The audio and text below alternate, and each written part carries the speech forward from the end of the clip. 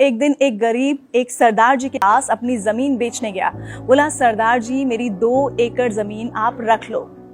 सरदार जी ने पूछा कि इसकी कीमत क्या लगाओगे? गरीब बोला 50,000 रुपए। सरदार जी थोड़ी देर सोचकर बोले, वही खेत जिसमें ट्यूबवेल लगा हुआ है?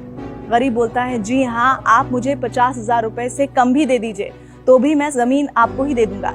सरदार जी ने आंखें बंद की, 5 मिनट सोचकर बोले, नहीं, मैं उसकी कीमत 2 लाख रुपए दूंगा। गरीब बोला, पर मैं तो 50,000 मांग रहा हूँ, आप 2 लाख क्यों देना चाहते हैं? सरदार जी बोले, तुम जमीन क्यों बेच रहे हो? गरीब बोला, बेटी की शादी करनी है, इसीलिए मजबूरी में बेचना पड़ रहा है, पर आप 2 लाख क्यों दे रहे हैं? सरदार जी बोले, मुझे जमीन खरीदनी है, किसी की मजबूरी नहीं।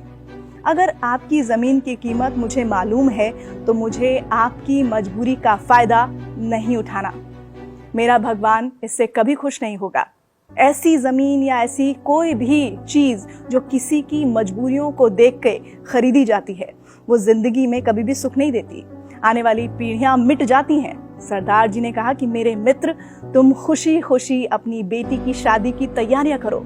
50,000 की व्यवस्था हम गांव वाले मिलकर कर देंगे। तेरी जमीन भी तेरी ही रहेगी। गरीब हाथ जोड़कर आंसू भरे हुई आंखों के साथ दुआएं देता हुआ चला गया। इस कहानी से हमें क्या शिक्षा मिलती है? दरअसल इस दुनिया में बहुत से ऐसे लोग हैं जो किसी इंसान की मजबूरी का फायदा उठाते हैं। किसी की मजबूरी का फायदा उठाना गलत ही नहीं बल्कि नैतिकता के विरोध में भी है।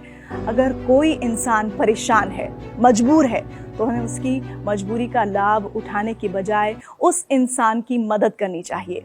याद रखिए, बुरा वक्त किसी पर भी आ सकता है। अगर आप किसी की मजबूरी का फायदा उठा रहे हैं, हो सकता है कल को कोई आपकी भी मजबूरी का फायदा उठा सकता है। और देखिए, पूरा जो हिसाब किताब है आपके कर्मों का, वो होता तो यहीं पर ही है। आपको हमारी आज की कहानी कैसी लगी, जरूर बताइए।